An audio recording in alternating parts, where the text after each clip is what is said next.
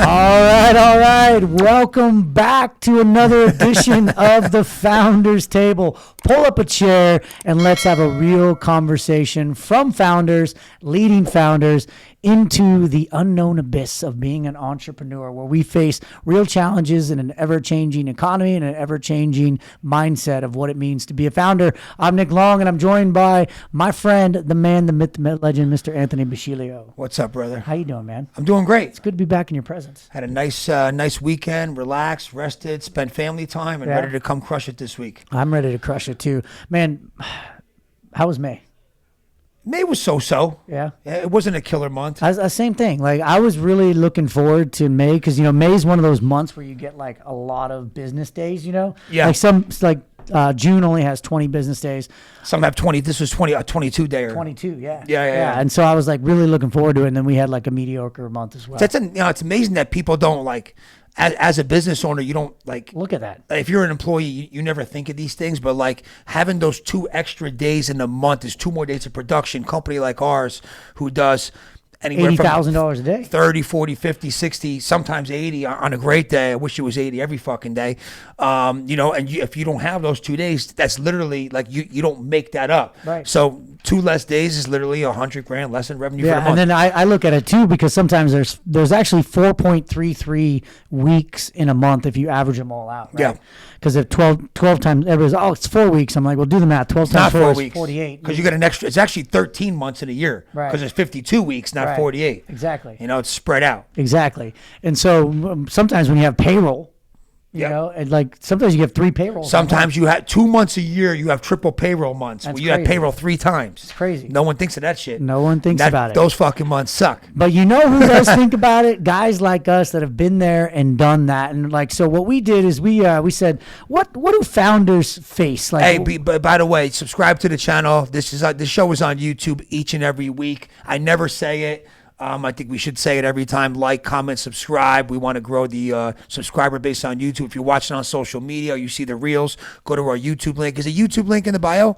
Yeah. Right? Go to the bio, YouTube, and subscribe, and come support the show. Yeah, because, by the way, all this content is completely free. We do this for free. The only price of admission is to like, subscribe, and you forgot one thing, share. Because sharing is caring, and that's what we're doing. We're ultimately sharing our knowledge. We're sharing our failures. We're sharing our wins so that you can have some perspective. And so what we did was we were talking about, like, what do founders face? And so we came up with 100, there's probably more, but 100 relevant topics that founders face. You often feel like you're going to get your card pulled, right? You're like, when is the shoe going to drop? When is the boogeyman going to jump out? When is he going to get me? And so what we said is like, hey, rather than have your card pulled and you not know what to do, we're going to pull a card every week. So on here is all these different topics that we came up with. And so every week we're going to pull a card and we're going to discuss that topic like on the fly from our knowledge. I've been an entrepreneur for 25 years. Same for Anthony. So there's 50 years of experience sitting here, thousands of employees, millions of dollars created, millions of dollars lost. And you know what? Let's just go ahead and pull the card. I'm feeling blue today. Pull the card. All right, here we go. We have no idea what these say. This is all just off the hip. Oh, wow. Here we go. This is actually a very relevant topic. So the card today is navigating economic downturns. Oh, that's a good one. Navigating economic downturns. You want to jump in on this one? Yeah. So I actually like this because for the business that we're in with APN, we're in the B2B marketing space, which no matter how bad the economy is or things happen in the economy, it's something that's 100% needed for all business owners. Our model is low ticket, high volume. So there's some companies or some kind of marketing that restaurants need that cost thousands and thousands of dollars a month, and when things get a little tight and people look at their expense line, their line items, you tend to look at the things that are more expensive and start to cut down. Most of our products here at APN are $199 a month, $149 a month. They have a setup fee to get started with whatever package they pick, but we have, I think now 4,500 customers that are just in the monthly subscriptions. And when something that's so needed, which is your basic online real estate, your Google Maps, your Apple Maps, your Bing Maps, your voice search devices, all your directory lists. Like those things you need to have no matter how bad the economy is. You need them maintained, updated. That's your yellow pages real estate. That's how people find you with voice search on Google with their phones. So, that's one of the last things people are cutting out, So, in the last 20 years I've been in this space and I haven't really had much effect when things weren't that good with the economy, and also like, when we talk to a lot of investors, one of the first things they ask is like customer concentration, and I always said, hey, people say, wouldn't you rather have, customers paying you 5-10K a month? I said, no, I hate that. Because if you got 20 customers paying you 10K a month and 5 customers cancel, you just lost 25% of your entire business. Right, and you got to make up for that. And when they look at cutting down on expenses, one of the first things they look at is obviously the higher ticket stuff, So, my customer concentration is like nothing. Right. I'm spread out across the entire country. We have customers in every single state in the country. They're all low ticket, high volume. You have Alaska? Yeah, we do. Oh, good. We have customers in Alaska, Hawaii. I mean, it doesn't matter what fucking state you're in. You need a dialed-in Google Maps. You need a dialed-in Apple Maps. You need a dialed-in Bing Maps. Your directory's got to be up to date. Your address, your photos, your reviews. I mean, you need that no matter what kind of business you are. So I feel like for us, for APN Tech, what we sell is essential for every fucking business owner, no matter what. And I hate using the word recession-proof. Right. You know what I mean? But we are pretty. We're pretty safe when it comes to economic downturns. I mean, we don't get a lot of cancellations. People saying, "Oh, things are tight right now. I got to cut out this 199." Right. Well, I think if you look at you touched on a good point. Our last episode, I was live from the south of France in Monaco. So it got a little. It got a little cut out, but what we were talking about on the last card was like seasonality, right? Yeah. And so what you're talking about is concentration one way or another, concentration in customers, concentrations in seasons, concentrations in something that's dependent on, like a good economy. Like I was doing a lot of stuff in mortgage for a while. And like I didn't like that because it was so dependent. Oh, dude, that's what I did for a long time. On the swings of the interest rates. If you're in the mortgage business, if you live and die by the refis, then you're going to be stuck in those cyclical, downturns unless you have great relationships with realtors who are going to get you purchase business. Yep. Because when shit's fucked up, there's still purchases going on. Well, here's the reality. In any economy, an up economy, a down economy, money doesn't stop moving. Money is merely transferring hands. The root word of money is currency, and the root word of currency is current, which would indicate that it's an energy exchange. And so in any economy, people are making money. Most of the recession happens in the receding of the mindset. Or the receding hairline I have over here. Hey, look, I'm not too far behind you. But it's in the receding mindset of the entrepreneurs, and a lot of people want to blame the economy. They want to blame their employees. They want to blame their clients instead of just taking ownership and saying, okay, this is the reality of what we're facing. What can I do to defend myself and go on the offensive inside of whatever economic situation we face? This was exactly what happened to me with my mortgage business, right? I got into business in 2001. Rates just started to come down, and people had 10% mortgage rates. Rates were like at 7% and 6%. It was a refi. It was like shooting fish in a barrel for like 6-7 years, right? And it was so easy, bro, because you're saving people a lot of money. And you're charging 3-4 points, and we crushed it. And then during those 7 years, man, I had a bunch of guys working for me. I stopped doing my own deals. Kiss of death right there. Meanwhile, I used to get deals all the time from people. Then I was making so much money, I just sat back, let my guys make money for me. And then when the rates started hiking and then the 2008 recession happened, we were getting no purchase business. We had no relationships with realtors. Yep. I wasn't getting any referral deals anymore. And I went crashing down with the whole thing. Now, there was a lot of people well, most people went crashing down like I did because they were jerk-offs like I was, right, and thought it was never going to end, like money was a fucking faucet, you could just turn it on. Right. And then I got fucking smashed, dude. Foreclosures on my own property, lost everything, upside down, bankruptcy. I told this story many times. But the people who actually who had the relationships with the realtors, they weathered the storm those 3, 4, 5 years. And guess what they did when it came back? And then it crushed it even more when it came back.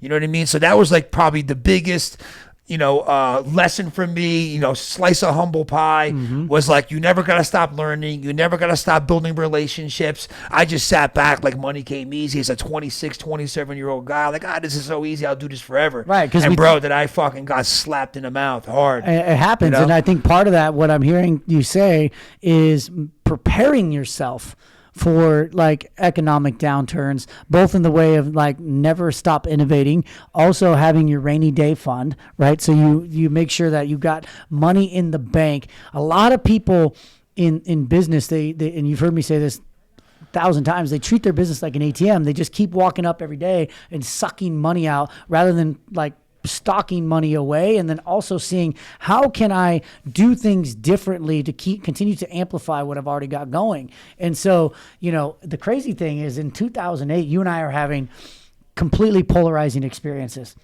You were getting crushed. I was crushing it. Yeah. Like I made an obscene amount of money between 2008 and 2007 and 2011. Yep. Like right when I met you at the end of it, when it just ended. Right. It just ended. But the reason why it ended, because I just did exactly what you did. I took my foot off the gas. I stopped doing the things that made me the money in the first place. And what I did was I was at the tail end of the mortgage industry, right? I got in and I was doing marketing and lead gen, and it was like shooting fish in a barrel. And it was crazy. And you know this. It didn't just end gradually. It was overnight. I went from crushing it to like 8 months later shutting down the doors. Yeah, like it happened that fast. Well, for me, mortgage business has got no reoccurring revenue, so you live and die by the deals every month. All of a sudden, there was no deals for like 8 months straight. It happened so fucking fast. Well, dude, it was crazy. Like I would you weren't my client, but as an example, I would call someone like you that was my client. I was buying leads off guys like you, like no problem, yeah, $20,000, $30,000, like sending wires. That's how it was for me. And then give me 200 leads, and then I call them up the next day, and they're like, "I'm sorry, I'm out of business." I'm like, "What?" Yeah, like that fast. So what we did was we actually we took a step back and we said, okay, like where's money moving, right? And what's working in a down economy? And we actually shifted our model really quickly to things that thrived in a down economy. Bro, it was insane. We quadrupled in 1 year. Like, so the world was burning and we were lighting it on fire. Like it was absolutely insane. We were lighting the phones on fire. We're lighting the phones on fire. And so I saw inside of that it doesn't matter what's happening in the economy. It matters what's happening inside of me, And I don't want to be like altruistic that you can just change your mindset and change the world. But there is a hefty dose of like, in an economic downturn, are you going to see it as a problem or are you going to see it as an opportunity and a potential solution yet to find? Right? I think that is what most people face. Like people crushed it in that, the Big Short, crushed it. They crushed it, right? And then we've seen this a couple of times in COVID. People got crushed and people crushed it, right? And so it's like when you look at this as one of the things that you have to be as a founder is nimble. Like you have to be nimble. You have to be humble and you have to be nimble. If you can be humble and you could be nimble, I truly believe that you could survive any economic downturn. Dude, you might not be making as much money as you want, but you could survive. When there's the biggest disasters, like Buffett says, when there's blood in the water, That's when I go fishing. Yeah, and like I always think about that whole run I had, those 7 years in the mortgage. I'm like, man, if I didn't, because when you're making money, you're just spending more money. Yeah. You're buying more cars. You're buying more clothes. You're going on more vacations. Meanwhile, if I would have saved all that money and then the amount of real estate you could have picked up, during those recession, you would have just shifted. You would have still been in the mortgage business. You just would have been on a different side of the coin. So many guys cleaned up cleaned house because they were liquid. when it all happened. And same thing for me, like in that time frame, like I should have been doing what I'm preaching and teaching now, which is the acquisitions of companies. I could have gone out and gobbled up for pennies on the dollar, maybe no money out of pocket, like some of these businesses that were fledgling because I had cash and I didn't. I just kind of sat back. I was 28, 29 years old. Yeah. Like, terrible mohawk and a bright red Ferrari, and nothing but time on my hands.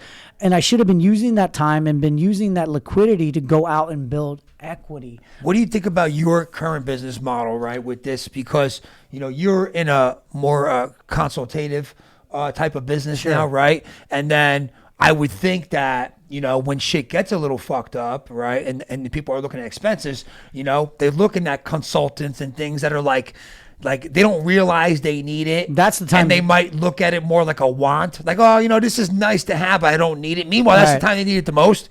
But that's some of the things that people tend to cut out or things like that. So what I try to teach everybody is like there's a price to be paid for everything, right? There's a price to be paid to invest into something. There's a price to pay to not invest into something. And so, when I look at this, I say, okay, what is the one thing that I can control, right?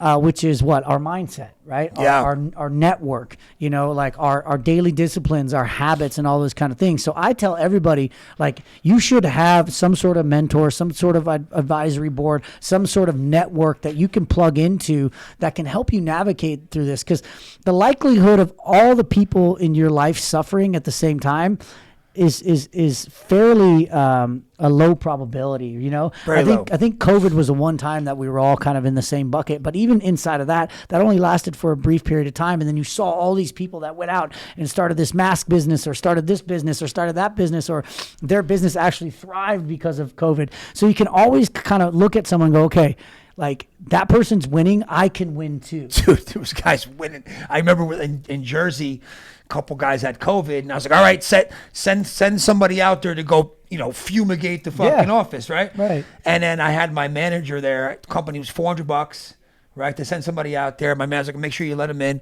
And I'm like, oh, did they come? He's like, yeah, they came and they were gone. I'm like, how fast? He's like, 3.5 minutes. Wow. He's like, they came in, 3 people with masks on, and they had like fucking like things. Things. And they just let like Ghostbusters just fucking and gone. $400, fucking 3 minutes. And they were doing that all day. And that was building to building to honestly, building. we know now that was some Fugazi, Febreze. They were spraying fucking Lysol. Yeah, they were spraying out of those cans. They were spraying for Febreze, cleaning house. Clean it up. Not only, how about this during COVID too, right? So over here, when it went down, we opened up pretty quickly, and we were trying to be careful, right? Right. And then they said, look, we talked to our HR company, and back then, there was only the test that took 3 days to come back, right? But there was these small little pop-up shops who did the rapid test, right? So if someone didn't feel well, Test them. Go test them right now, because if we lose somebody for 3 days, that's 3 days of production, right? And everybody over here, if they had a sniffle, I got COVID, right? And they said, look, and you go with them and you get tested every time too, me, right? So I would literally drive the employee through the drive-through. It was $100 a test to get a rapid test, $100 for me, $100 for or $75 a person. Yeah. And I was going sometimes twice a day, 3 times a day. The first month would be before the rapid test started coming to the facilities. We spent like $15,000 on these rapid tests. Meanwhile, like these people who were doing the tests, you had to see these fucking mongoloids, dude. They were just like, the girl was probably a cashier at fucking Walgreens yesterday, and now she's shoving fucking things up people's noses through the fucking drive-thru. No business doing it. No. And even that was a stupid. It was a scam. Yeah, the whole thing. And so it doesn't matter, like it's for me, and people probably going to comment. I'd love to see your comments, so make sure you comment below, like, oh, fuck that, you can't make money in a down economy. But they made money. Everybody, like, there's a way. There's people making money no matter what. If money shuts down, the world shuts down. Let me ask you a question. We're all screwed. During that whole COVID thing, how many phone calls you get from people saying, I could import masks from fucking whatever, 50 million masks. I got a purchase order right now for 50. Everybody all of a sudden was a fucking mask broker, a glove broker. Yeah. It's such a joke, dude. It's crazy. But I think literally navigating it and navigating anything as a founder is just navigating like your mindset, your skill set, your tenacity, willing to stay in the fight, stay in the ring, because I'll tell you what, the good times don't last that long, nor do the bad, and so you gotta fight, and they only last as long as we allow. Look, it's nice when things are good. I love when things are good. We just had our 2-day EOS quarterly meeting in Temecula Thursday and Friday, and like the last 5 years, we've been on the upswing like 95% of the time. Last 6 months have been like kind of like flat over here, like plateau. We're trying to like figure out how to get sales ramped up again. So it's like it's not fun. It's not. But it's part of the fucking game. Well, it's why there's the haves and the have-nots. If you're willing to do, it's not gonna always be fucking just nonstop soaring high. Like, you're gonna have challenges, issues, solving fucking problems, and that's what we get paid. What we get paid to do. And we did a podcast on that. Go back and watch the Solving Problems podcast. Like that's why. Like the bigger problems you solve, the more opportunity you have, and the number one problem you need to solve is navigating this. Yeah. Right? And if you can do that, you can survive and thrive in any economy. I promise you. I literally was like, I woke up in the morning. Me and my wife were so like in sync, and I was like, I haven't done a sound bowl meditation in a while, and I love this. That's where I just feel good, I think. And then 2 hours later, she goes, it's been a while since you did a sound bowl meditation. Like I was just thinking about it, and then she found one for me last night, and I went and took my son, and did one, and I felt fucking great. I felt so relaxed. I'm like, I'm ready for tomorrow now. And I got to get back to just. Sometimes you just like. Yeah, you need a shift. You need a shift. And like you said, you shift in perspective, you shift in proximity, right? You shift in power, like by going to the gym, by doing the meditation, by doing the journaling, letting go of attachment, letting go of expectations of things. Doing that kind of stuff can help you navigate the mind, which, your mind sees whatever it wants to see. And the mind is a closed loop system that actually has to find validation for whatever it thinks, right? And so if I'm like, this economy's bad, guess what? I'm probably going to show up and go, yep, that's right. Our sales are down because the economy's bad. Right. As opposed to, no, guys, the economy's bad, so you need to invest in your marketing. You need to invest in, your listings. You need to invest in this product that you pay us monthly for because you want to do what most people are unwilling to do. Yep. Right? Like, as opposed to just saying, oh, yeah, I'm giving up. The economy's bad. I agree. So we pulled your card. We pulled your card, and guess what? You cannot, say you can't navigate through a down economy because the economy is cyclical, the mindset is cyclical, and those that win navigate both good and bad economies. What you heard from Anthony is double down when it's good and double back when it's bad. There you go. All right, we'll see you next week. We're going to pull another fucking card. I like this whole card That's thing. easy. All right, make sure you like, subscribe to YouTube, share. We appreciate the support, and we'll see you next Monday. If you don't want to get your card pulled, show up and we'll pull the card and talk about what founders face. That's it. We're out.